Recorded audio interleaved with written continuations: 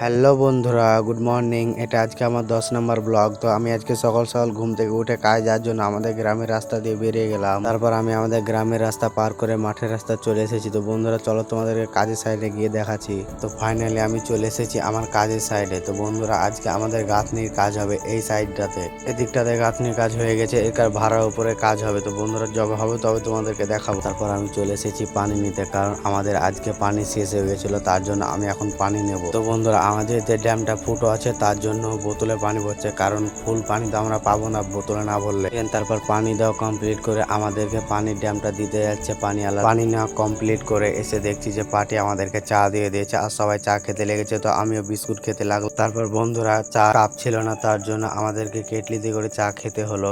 চা খাওয়া কমপ্লিট করে আমরা বালি ফেলে দিয়েছি, কারণ আজকে হবে আমাদের গাঁথনি। তারপর আমাদের গাঁথনির কাজ চালু হয়ে গেছে। তো বন্ধুরা কালকে করেছিলাম অন্য সাইড, আজকে করছি আর এক সাইড।